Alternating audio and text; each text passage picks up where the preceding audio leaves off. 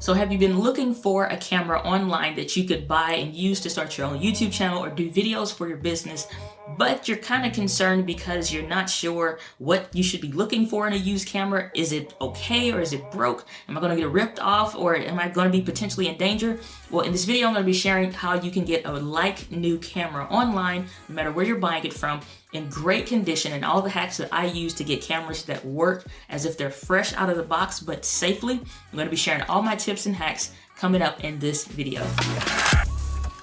Hey, what's up, entrepreneurs? Welcome back to the channel. My name is Diana here with EntreWoman TV, helping you simplify the video content creation process. And I do videos like what we're going to be talking about today so that you can not just only learn some of the video marketing tips and the creation of things, but how to actually buy used gear and just find stuff that works. So if that's something that you're into, definitely consider subscribing. So I've bought tons of camera gears, lenses, equipment, just all kinds of things online, Facebook Marketplace, eBay, or even if you see it on Craigslist, and we have been able to get like stellar equipment. However, I know when I was first looking to buy my very first camera, the Canon T5i, I was just like completely scared and kind of like frightened that I was like, I don't want to get a camera without a lens because I wasn't too familiar with what lenses go with the camera. So I just wanted it brand new. So I got it off Amazon so I wouldn't have to worry about getting ripped off.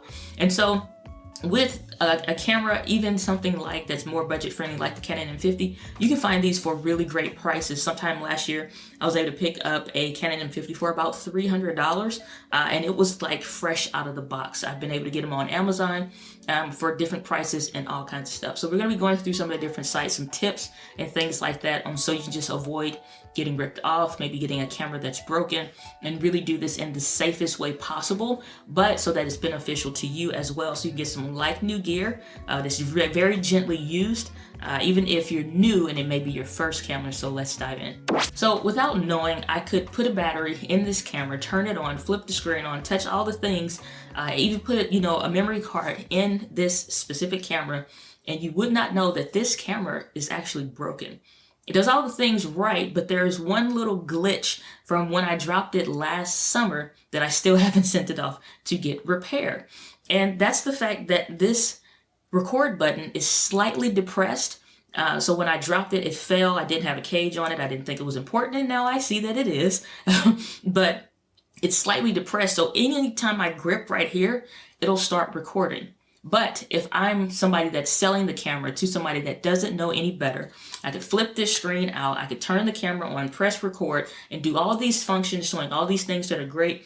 Gently press over here to, get around the menu, and then once you get in there, use the flip screen, and you'd be none the wiser. Show you how to vlog with it, and it will work just fine. However, if you didn't know to check some of the buttons and features, then it's potentially dangerous to get ripped off. And then you have a camera that now you got it for a steal, or you spent what you thought was a good price for it, but now you realize that it's not. So I don't do stuff like this. I intend to keep my camera and actually send it off for repairs eventually.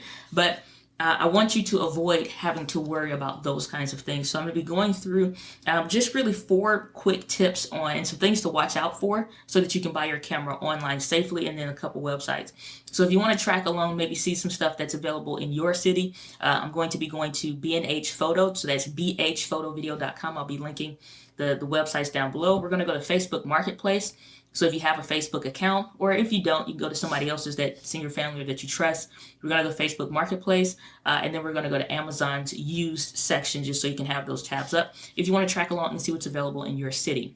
So one of the first things that you want to do is make sure that you research the actual camera that you intend to buy. Again, this Canon M50 is an amazing camera. I've talked about it a ton, used this camera specifically a ton. And even though, like I said, this button is slightly depressed or whatever, I just need to get that button fixed, and then the camera works just fine. However, if you didn't know how to use a camera, I get it's frustrating trying to learn. So what I would do is watch tutorials on how to actually use the camera. Because if this lens is closed, it clamps down, and you need to press that button and turn it at the same time to get it to work. And then you don't know that, but then you get it home, you're like, why am I getting this message? What do I need to do? You don't want to be like that when you're actually going to look at the equipment. So the first thing that you want to do is, honestly, before you even search, for the camera online, search tutorials on how to actually use it. How do I go from the screen on the back to the viewfinder? How do I turn that off maybe?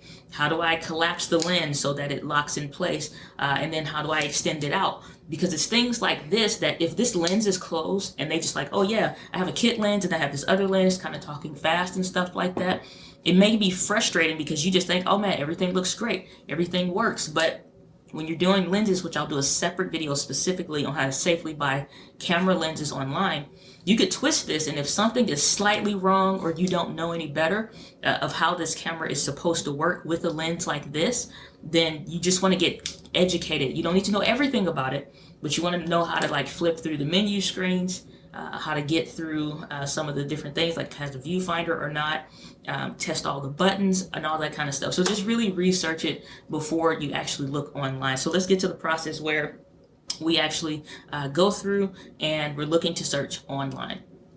Okay, so now we know what camera we want to buy. We want to look for, let's say, the Canon M50. I'll search a couple other modern cameras as well. And I want to know, firstly, what is the current going price that if I tried to sell a working Canon M50 in like new condition, even though it failed, there's no real dents and dings and stuff on this camera. It's in really great condition. It mostly sat on a tripod. So for a camera, no scratches on the screen, none of that.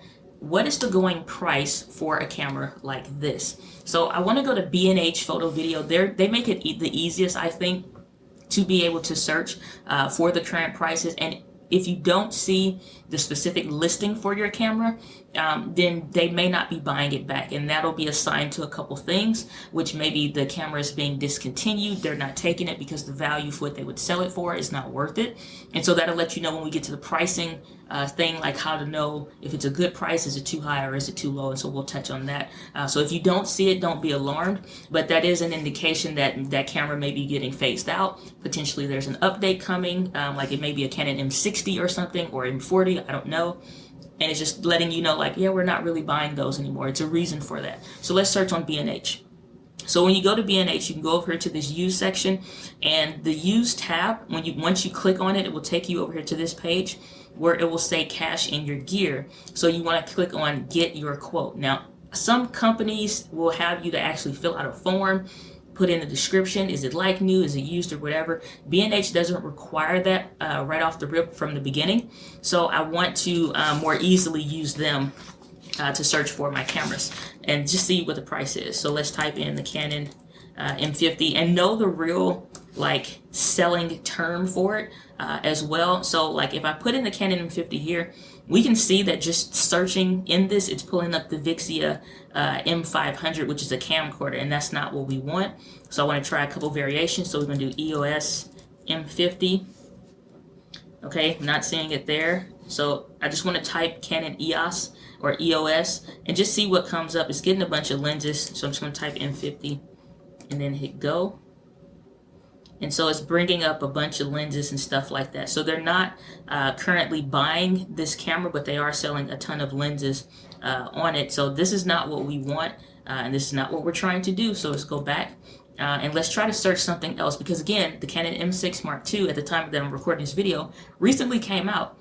So for the price that the Canon M50s probably are selling for, which is like maybe $400 or so used or refurbished even through Canon, this is probably not going to be a camera that's going to be super expensive, but we'll get around that regardless. So let's type in one other camera just to see something that's similar. Let's type in the Canon M6.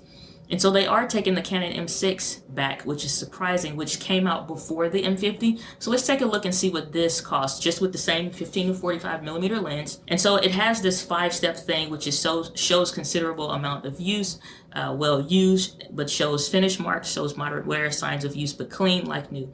And then we have that strap. So $130 for a Canon M6, which let me know maybe the Canon M50, maybe we would get, if they were taking it back, $230. Maybe. I think that may be as good as it is. So if we put that to like new, it goes up by a measly 15 bucks. And so $145 is what they would be willing to take for a very similar camera, being the Canon M6, the original one, which I have, which is actually a phenomenal camera. But that'll let me know it's like they're not selling for that much. So on Amazon, I'm looking for two things. I want to search the new price, and I want to search the used price as well. The reason why is because with the new camera recently coming out, the Canon M6 Mark II that's already released, everybody's buying that camera. A lot of people would be ditching the M50, the original M6s and stuff like that to upgrade to this other camera. So I want to see what's the going price for a new M50 and what is Amazon currently, like what's the gap of what they have available for used as well. $579. So if you were buying this new, at this point, it's just worth it to buy it with the actual kit lens and just for like the extra 20 bucks. And so that's that. And if we look over here in the used area, we can see they're running at the lowest for $499. So that'll about give us some detail, some indication. I really don't check eBay like that. I honestly don't fool with eBay a whole lot just because there's honestly too many scams and too many things. I've sold camera equipment there before successfully, but it's just something to be cautious of. That's like its own video in itself. So let's go to Facebook Marketplace. Let's actually start searching and see what we can find to actually buy. So when you first get over to Facebook Marketplace, you want to make sure you have your city. I usually do a wide range because I am willing to make a drive. So whatever you're willing to drive for or travel or maybe have somebody meet you halfway, potentially then you want to do whatever that mileage may be. So I just have mine within 100 miles. And so pro tip here when you're searching like on Facebook Marketplace or your Craigslist and things like that, go ahead and search various terms. Don't put in the full technical term like Canon EOS HD M50, like don't put all of that stuff because it's like the average person, either you have somebody that is familiar with cameras that's selling it and they understand the value, or you have somebody that is not familiar with the value and they're trying to sell it. So let's just type Canon M50 to begin with. That's the easiest. And so we have that come up. Let's see what comes up. And so a couple things that we're looking for, I'm just going to type a few different things and see what happens. So this person is selling it for $575 with a 18 to 45 millimeter, which something like this, just a typo, there isn't an 18 to 45. It's a 15 to 45. And then it's like an 18 to 50 millimeter kit lens for the Canon M50. So being aware, again, doing this research on the camera lets me know that. So that's more than likely a 15 to 45 millimeter lens, a typo there. But they're also giving away with it a 28 to 135, which is like another type of kit lens that'll zoom out. Saying they bought about a year ago, take pictures, blah, blah, blah. And they're saying feel free to ask questions. So now here comes the issue with the picture. So how do we judge if this camera is going to be good or not? We got to look through the pictures. So this is, again, getting familiar with this camera and knowing how I'm going to look for it. I know that something with this button on the side is either going to be the 11 to 22 millimeter, which I can see the numbers here, and I can see the numbers on the front of the lens. If that person didn't type it in right, and I'm like, what the heck is that? I can't find that on Amazon. All you need to do is look right here and then look on the front of the lens. But me seeing this button on this picture lets me know that that's a 14. It's the 15 to 45 kit lens. So that's what I know what lens I'm getting. Even with the lens cap on there, I can recognize it. So the body looks fine. And this is what I want. So the thing is, when you're searching for the pictures online, you want to see, like, if I'm taking a picture of what's on my desk, showing you a picture of the camera, you know I actually own it. You never want to use a picture or buy from somebody that only has pictures of like Best Buy, Amazon, and product shots that they got on Google, because if that's the case, I could sell a Canon C200 and I never actually have one. Those are signs of maybe scams or whatever, because even with as good as phones are, another thing you don't want to do is crappy and shoddy pictures. There's no excuse these days with even the cheapest of the cheapest smartphones. You can get great quality pictures.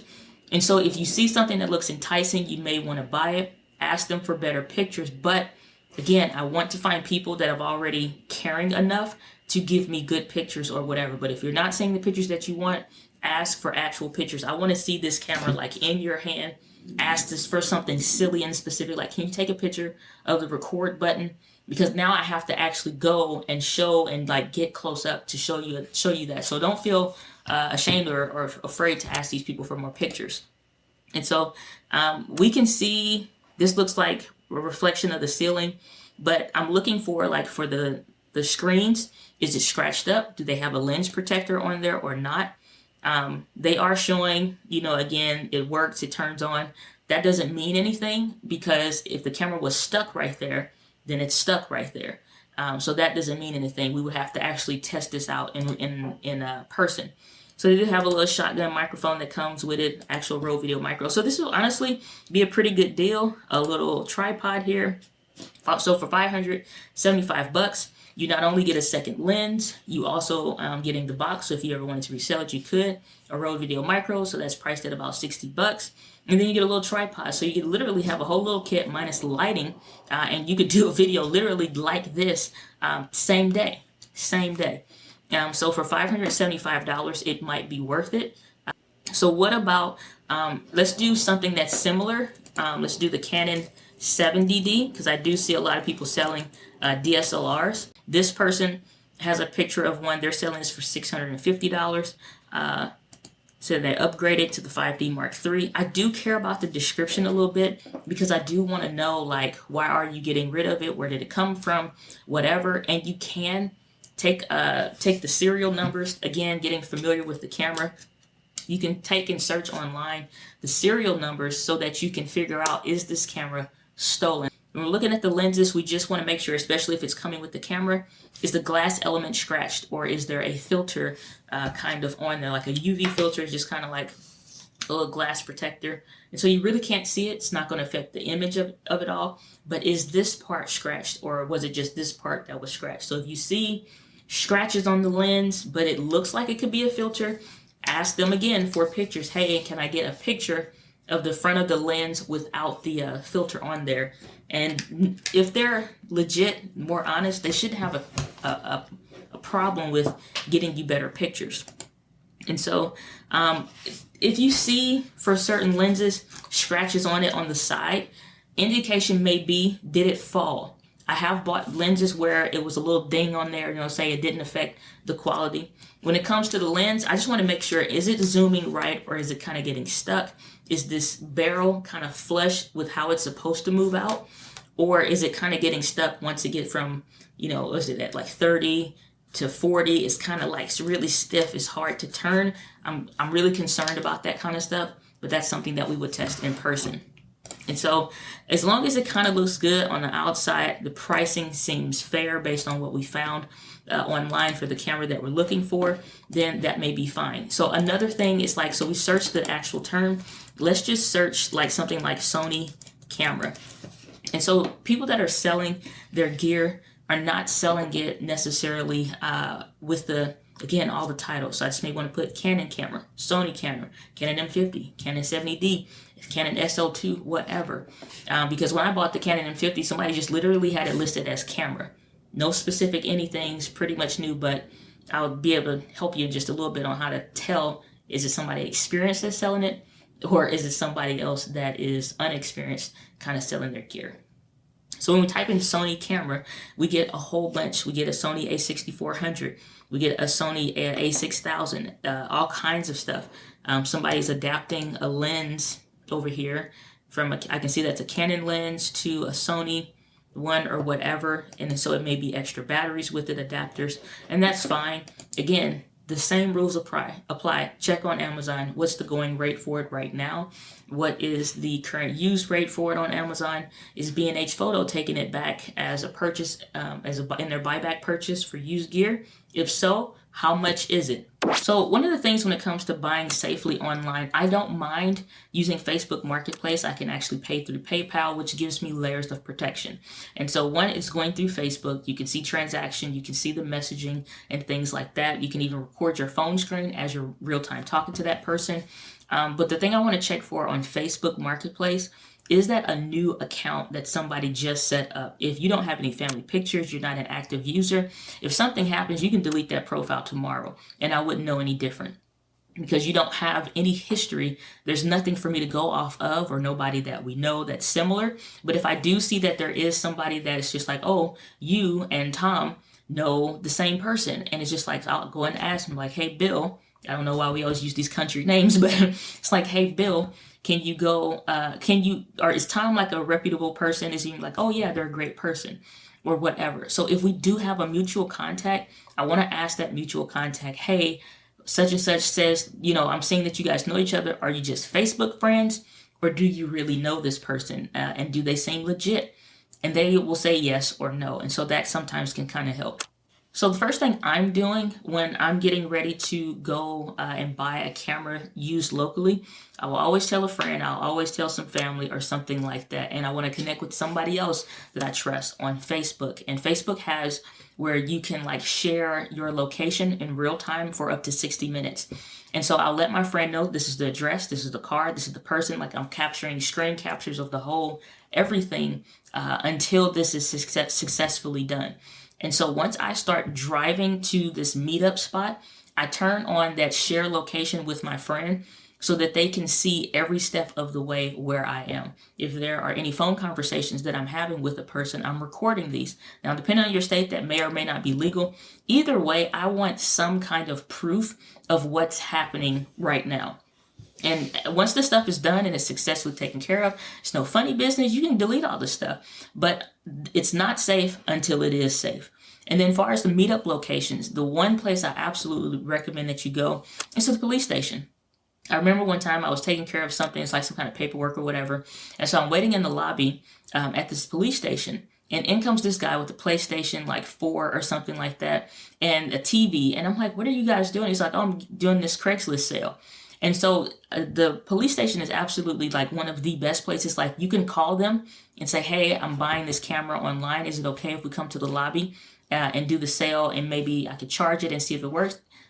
I've not heard where they ever say no or anything like that. So you can come in and test your equipment. You're at a facility that has cameras. You can have your plates and all that stuff seen from the cameras. Like it's an extremely safe environment, as safe as you can get. What if a police station isn't close? Or they say, no, I don't want to meet at a police station or something like that. Maybe they got warrants. So you can meet at the security desk in a mall or something like that. Again, another location surrounded by a lot of people. You can't pinpoint my car, my plates, or whatever. And we're still at a place that has cameras and things like that. So that's one of the safest ways, because if it is something that's electronics or whatever, I want to put the battery in. I want to just pop it into the charger real quick in the wall, make sure it actually turns on. So even if they're giving me legit, Canon batteries or it's some kind of third-party battery, just make sure stuff works real quick, because the person's always going to be talking rather quickly, like, yeah, man, I had this camera, blah, blah, blah. Pretty much ignore them because it honestly doesn't matter. And you can honestly tell them like, hey, just give me a minute. I want to look through this if you don't mind. And they're like, yeah, sure, no problem. So again, all the things that we talked about in tip number 1, and I know this is a pretty long video for pretty simple and could be quick process, but it's really important to kind of do this safely. So once you're trying out the gear, if you have a camera that you're going to use for video, invest in a microphone. Get one from Amazon or something and test the microphone port. And just like, you don't have to break it, just wiggle it a little bit. Is it loose?